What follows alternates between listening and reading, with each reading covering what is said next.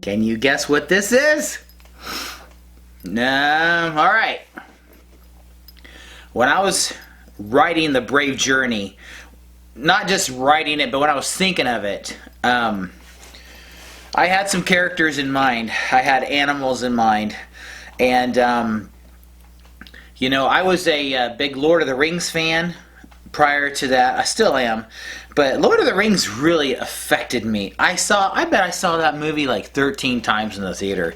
That's like, what, a week's worth of your life right there? It was worth it, though. But, Gandalf was such a huge part of Lord of the Rings. He was so awesome.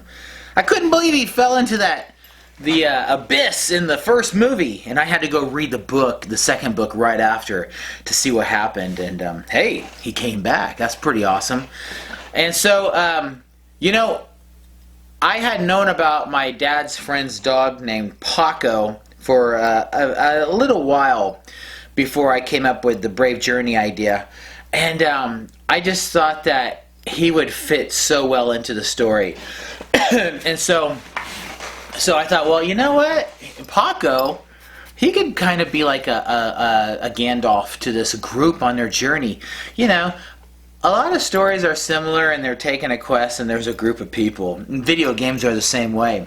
Maybe that's why I like Zelda so much, because Link, the character in Zelda, is always on a quest, and he picks up items along the way to make him stronger and bigger and better swords and stuff. And so it seems like there's always that quest, and you pick up friends along the way or items. Okay, so the kingdom at the end of the driveway is a lot like that. It's basically just a video game. but Paco, this little dog, he came to my mind, and he was my dad's friend's dog. He lived in a town close by, town called Augusta, and he was a pretty old dog when I met him, and he was a snake hunting dog. He would crawl into pipes. If there was a snake in a pipe, he would crawl inside a pipe, even if he could barely fit in, and work his way down and grab the snake and come out with a snake in his mouth. So I'm told. There might be a lot of legends about this little dog, but I had to put him in the story. He became kind of like the Gandalf for Benjamin and Roscoe and Clementine. He was the leader of the group. I wanted to give Paco a weakness, so I made him afraid of snakes, which is kind of funny that here Paco is going on this quest to kill a giant 25-foot python named Ferengus, okay? So, and they call him Paco the Brave because they're teasing him. It's not a term of endearment. Paco the Brave is making fun of him. They're mocking him because I have a little past thing that what happened years ago in the kingdom. Paco, there was a piece of rope on the throne that Paco thought was a snake, and he had the kingdom cleared out because he was so scared of snakes. And it was just a chewed off rope from a sheep or something like that. So they made fun of him for that incident that he cleared out the kingdom, and they called him Paco the Brave after that. And that's kind of how the Brave Journey got its name. The Brave Journey, the Brave, is Paco, so it's kind of like Paco's, as you well know. He ends up being the hero at the end. And so the real Paco, when it was time to make the book trailer, the very first trailer for the Brave Journey, which was such a fun time in my life, I hired a couple guys from Wichita State University, students, to make the trailer. And Paco's owner, his name is Dave. Dave let me borrow Paco for the trailer, and that was so cool because prior to that, Paco had been out to the house. My dad read The Brave Journey, and he suggested he thought it'd be neat to bring Paco out to the house to see what he would do. And Paco got out of the truck, and I thought maybe the little dog would just run away, and he went right to the end of the driveway, and he was just sitting there at the end of the driveway, and I was in awe. I was looking at the dog from the book that I had just finished, the first draft, and he was sitting at the end of the driveway. And, it's like there was all these things from the book in one picture, and I had to get a picture of him. So, Paco, he lived about half a year or a year after that picture was taken. And but in that time before he died, I was able to borrow him again and use him for the book trailer. Only this time for the book trailer, he didn't want to just stick around. He wanted to run off. And so my cousin, who ended up playing Benjamin Biggs, we needed Paco to follow my cousin in the trailer.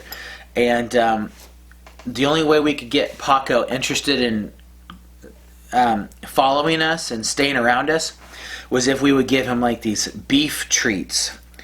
And in the story, in The Brave Journey, Paco is really excited. He asks Benjamin if he says that Pugsley, Benjamin's old dog, would tell Paco about these beefy sticks. And he was always telling him how great they were. And so Paco asks Benjamin if he has any of them. And so Paco gets a taste of those beefy sticks and loves them.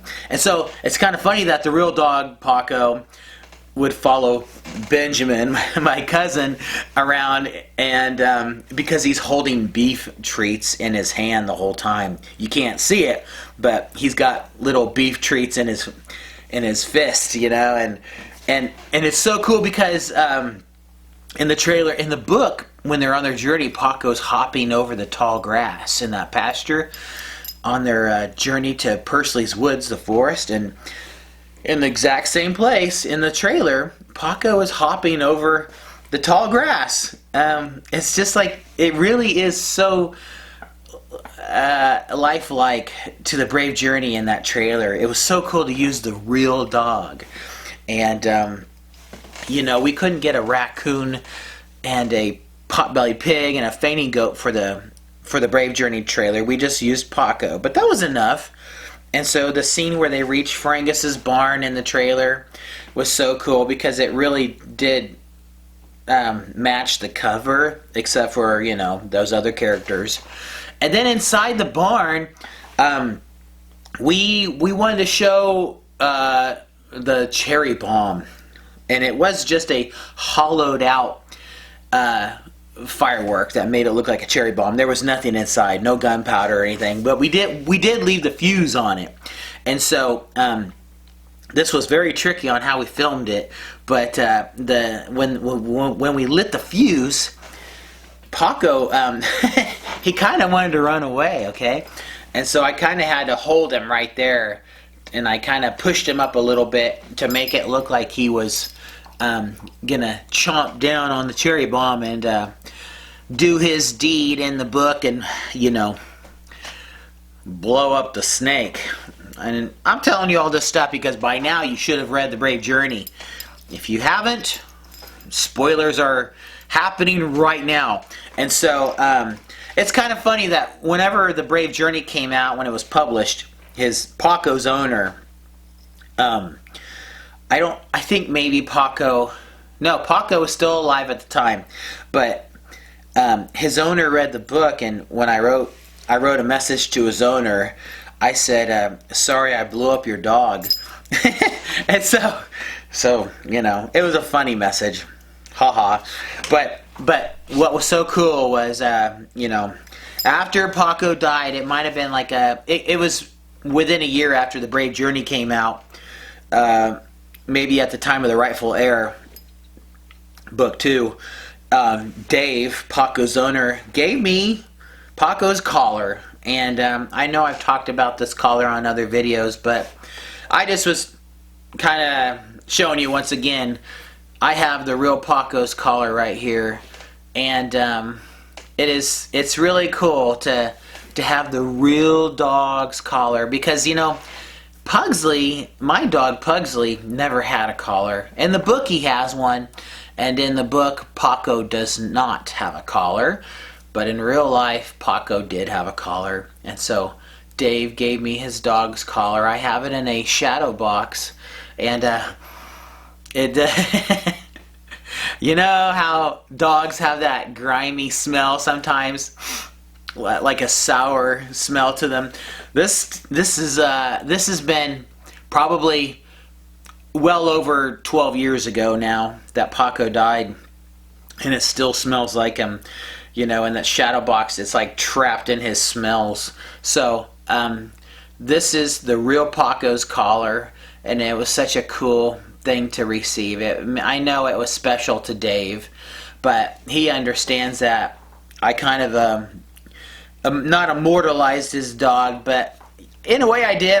I kept Paco around, and then you know, I kind of rewarded Dave at the end of the ending feud. He was very excited to read the very end of the ending feud, and so if you've read the ending feud, you know what I'm talking about. But Paco really is. Man, that dog was so special to me, obviously in the books. I didn't know the dog very well in real life. But he was so big, he was such an important character, and I think I truly gave that dog justice when it was all said and done. And so I can't wait for everybody to read The Empty Throne. Sometimes I want to say The Empty Tomb, but book 6 is called The Empty Throne, and so I just can't wait for everybody to read it, and just to see how everybody, what their story is, how it all wraps up. Everybody's story is wrapped up at the end of The Empty Throne, and maybe even this little guy right here. So I hope that you love Paco. I hope he's one of your favorite characters, and he's definitely one of mine. But this is the collar, and he was such a neat little dog to write about. And what's crazy is, you know, I have a cold. You know, sometimes when you're writing these characters, they have distinct voices, you know. And there was a part of me that was like, if you've ever seen Puss in Boots, like the voice, Antonio Banderas, his voice for Puss in Boots, there was a part of me that was like, maybe Paco sounds like Puss in Boots, the cartoon character. But no, I think he's more, I don't know what he's exactly like. It's hard to explain. But when I was writing the third book, The Ending Feud, like trying to get the big scenes sorted out before I started writing the story, I was coming up with a storyline. That's what it's called.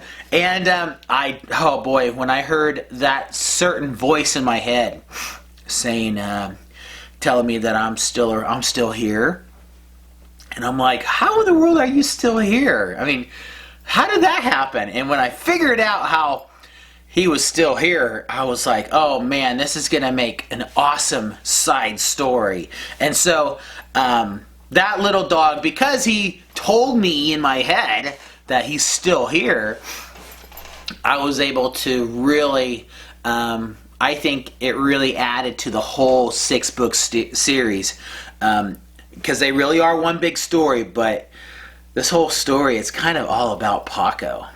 And anyway, I can't wait for you all to read the entire series. But I love that little dog so much.